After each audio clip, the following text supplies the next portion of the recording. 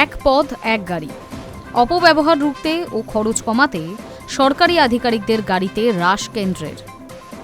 2022 সালের সেপ্টেম্বরে প্রথম এই সংক্রান্ত একটি নির্দেশিকা জারি করা হয়েছিল সরকারের তরফে। সেই নির্দেশিকারই সংশোধিত বিজ্ঞপ্তিতে নীতি আরও কঠোর করা হল।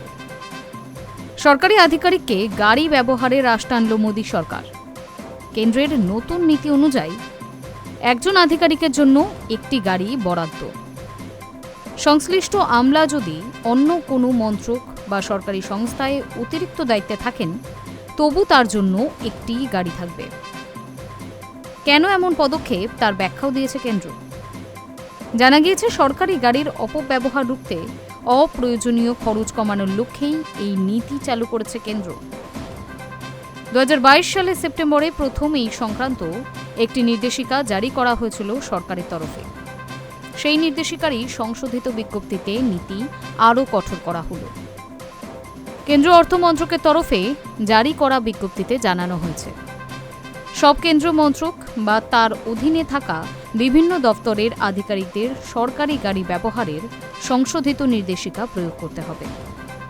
2022 সালের সেপ্টেম্বরে প্রথম এই সংক্রান্ত একটি নির্দেশিকা জারি করা হয়েছিল সরকারের তরফে। সেই নির্দেশিকারই সংশোধিত বিজ্ঞপ্তিতে নীতি আরও কঠোর করা হল। নতুন নিয়ম অনুযায়ী কোনো সরকারি আধিকারিকের কাছে যদি একটি সরকারি গাড়ি থাকে তবে তিনি আর দ্বিতীয় গাড়ির অনুমোদন পাবেন না। শুধু তাই নয়, স্বশাসিত সংস্থা বা আধা সরকারি প্রতিষ্ঠানে দায়িত্বপ্রাপ্ত হলেও ওই আধিকারিক একটি সরকারি গাড়ি ব্যবহার করতে পারবেন। বিজ্ঞপ্তি অনুযায়ী প্রশাসনিক দক্ষতা বাড়ানো, সরকারি সম্পদের অপব্যবহার রোখা, অপ্রয়োজনীয় খরচ কমানোই হল এক পদ এক গাড়ি নীতির লক্ষ্য। Hi news network.